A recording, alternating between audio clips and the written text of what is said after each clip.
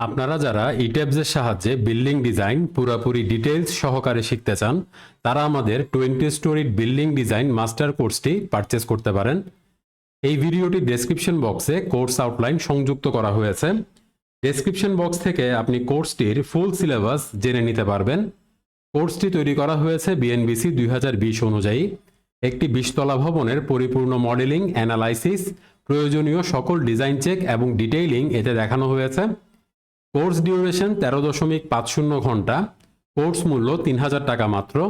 সম্পূর্ণ ভিডিও কোর্সটি 23টি Excel file সহ ক্রয় করতে যোগাযোগ করুন 0195438705 নম্বরে। কল এবং হোয়াটসঅ্যাপ দুইটাই অ্যাভেলেবেল।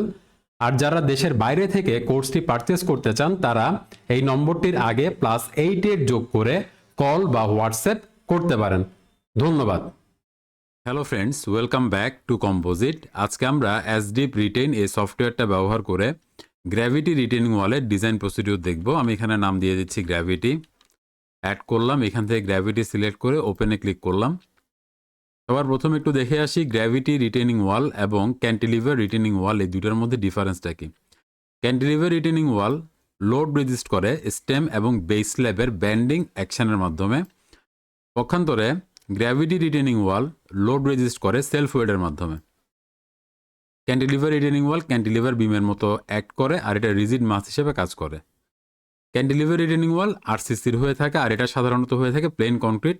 সাধারণত অনেক ক্ষেত্রে বেইজে আমরা রেনফোর্সমেন্ট দেই। হ্যাঁ, এছাড়া আমরা চেষ্টা করি হচ্ছে গ্র্যাভিটি রিটেনিং ওয়ালটা রেনফোর্সমেন্ট ছাড়াই বা প্লেন কংক্রিটের মাধ্যমে করতে। গ্র্যাভিটি রিটেনিং ওয়াল মোটামুটি 2.5 মিটার হাইট পর্যন্ত ইকোনমিক। ক্যান্টিলিভার রিটেনিং ওয়াল মোটামুটি 6 মিটার হাইট পর্যন্ত ইকোনমিক। 6 মিটারের উপরে গেলে আমরা কাউন্টার ফোর্ট রিটেনিং ওয়াল প্রোভাইড করি। এ হচ্ছে বেসিক ডিফারেন্স। এখন এখানে জিওমেট্রির আন্ডারে স্টেমের হাইট আমরা 8 ফিট দিচ্ছি। তো এটা যেহেতু 2.5 মিটার পর্যন্ত ইকোনমিক বলছে, আমরা একটু দেখি 2.5 × 3.28 কত আসে। 8.2 ফিট। তো আমরা 8 ফিট পর্যন্ত ডিজাইনটা করি। স্টিমের হাইট এখানে 8 ফিট দিলাম। স্টিম টেপার টো x2, এই যে এই ভ্যালুটা x2 এর ভ্যালুটা কত, এটা 2 ফিট রাখলাম। এস্টিমেট থিকনেস x3, এখানে এই জিনিসটা দেখা যাচ্ছে, এটা আমরা এই যে থিকনেস এটা আমরা 2 ফিট করে দিই বা 1.5 দিই ইনিশিয়ালি, দেখা যাক। এরপর হচ্ছে স্টিম টেপার হিল x4, এই যে x4 এর ভ্যালুটা কত, এটা 2 ফিট আছে, 2 ফিট রাখলাম। ফুডিংয়ের থিকনেস f1, এটা আমরা 1 ফিট রাখলাম।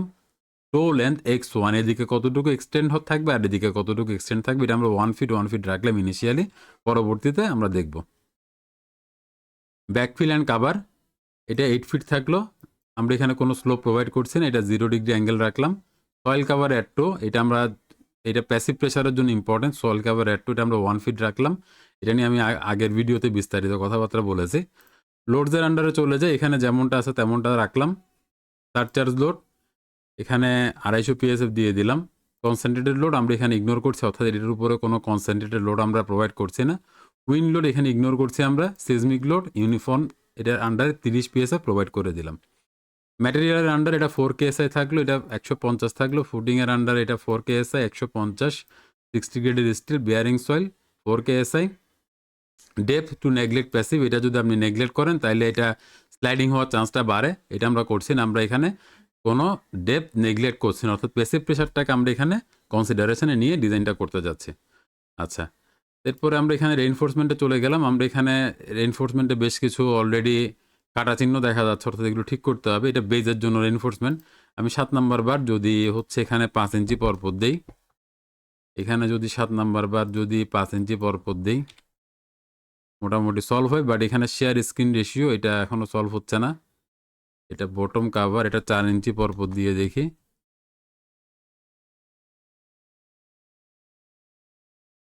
আচ্ছা, এটা আমরা একটু পরে দেখছি, অন্যান্য ডাইমেনশনগুলো আমরা চেঞ্জ করে দেন আবার এখানে ব্যাক করব। ঠিক আছে, এখানে স্লাইডিংয়ের রেশিওটা আমাদেরকে ঠিক করতে হবে, এই জিনিসটা ঠিক করতে হবে। জেনারেল আন্ডারে তেমন কিছু নাই। এখানে আমরা এখন যেটা করতে পারি, গ্র্যাভিটি ওয়াল এটার আন্ডারে এসে এই জিনিসটা, এটা আমি এখানে 3 ফিট করলাম, এটা একটু বাড়লো। এটি স্টিমের থিকনেসটা আমরা 2 ফিট করে দিলাম, আর একটু বাড়লো। এখানে এটা 3 ফিট করে দিলাম, তো 1.35-এ গেল, ফাইন। ফুডিংয়ের থিকনেস বাড়িয়ে আসলে তেমন একটা কাজ হবে না, তাও আমরা একবার দেখতে পারি। 2 ফিট। হ্যাঁ, কাজ হয়েছে ভালো। এটা থিকনেস বাড়াতে স্লাইডিংটা রেজিস্ট করছে, এক্সট্রিমলি সরি। থিকনেস বাড়াতে সে স্লাইডিংটাকে ভালোভাবে কি করতে পারতেছে, রেজিস্ট করতে পারতেছে। আচ্ছা, এখানে এখন সব ঠিক হয়ে গেছে। রেইনফোর্সমেন্ট আমি এত না দিয়ে একটু কমিয়ে ইউজ করতে পারি কিনা দেখি। এটা যদি আমি 6 ইঞ্চি পরপর দেই, ওকে, এখানে এটা ঠিক আছে। এখন 6 নাম্বার, আচ্ছা 5 নাম্বার বার দিয়ে দেখি 6 ইঞ্চি পরপর কাভার হয় কিনা। এটাও 5 নাম্বার বার দিয়ে দেখি 6 ইঞ্চি পরপর কাভার হয় কিনা। ওকে, এখানে মোটামুটি এখন সবগুলো ভ্যালু আন্ডার কন্ট্রোল। তো গ্রাফের আন্ডারে যাই, এখানে কনস্ট্রাকশনে যদি যাই, এই হচ্ছে মোটামুটি একটা চিত্র যে কিভাবে আমরা এটা করছি। ওকে, এই যে মেইন বার 6 ইঞ্চি সেন্টার টু সেন্টার, 5 নাম্বার বার এটা ট্রান্সভার্স বার, এটাও 6 ইঞ্চি সেন্টার টু সেন্টার, অর্থাৎ এই জিনিসটা যেটা সেটা বেজের জন্য করতেছি আমরা, ঠিক আছে। আচ্ছা, স্টিমের ডিটেলস এখানে পাওয়া যাচ্ছে, বেয়ারিংয়ের ডিটেলস পাওয়া যাচ্ছে, স্লাইডিংয়ের ডিটেলস এখানে পাওয়া যাচ্ছে, ওভারটার্নিংয়ের ডিটেলস এখানে পাওয়া যাচ্ছে। এখান থেকে ডিটেল ক্যালকুলেশন আপনি দেখতে পারবেন। দেন হচ্ছে এখান থেকে আমরা কনডেন্সডের আন্ডারে যদি যাই, এখান থেকে ডিটেলটা আপনি দেখতে পারবেন। অ্যাট এ গ্ল্যান্সে গেলে আপনি টোটাল রেজাল্টটা দেখতে পারতেছেন। ওকে, তার এখন একটা বিষয় দেখেন, আপনি যদি ঠিক সেম লোডের জন্য একটা ক্যান্টিলিভার রিটেনিং ওয়াল ডিজাইন করতেন, এটা কিন্তু সেকশনটা অনেক কম আসতো। এখানে দেখেন 3 2 5, 5 3 8, অর্থাৎ এই টোটাল এখান থেকে এইটুকু পর্যন্ত, এই x1 থেকে সরি x2 থেকে x4 পর্যন্ত, এটা টোটাল কত ফিট? 8 ফিট। এটা কিন্তু হিউজ। হ্যাঁ, এখানে আপনি রেইনফোর্সমেন্ট ইউজ করতেছেন না, সেটা ঠিক আছে।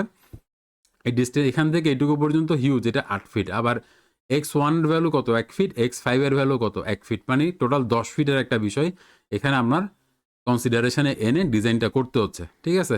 আপনার যদি কোনো কেসে আপনি এই ধরনের রিটেনিং ওয়াল ডিজাইন করতে হয় করবেন, আদারওয়াইজ আপনি ক্যান্টিলিভার রিটেনিং ওয়ালের দিকেই কি করতে পারেন? ঝুঁকতে পারেন, ঠিক আছে। তো আজকের পর্বে এতটুকুই, দেখা হবে আগামী পর্বে। ভালো থাকবেন, ধন্যবাদ।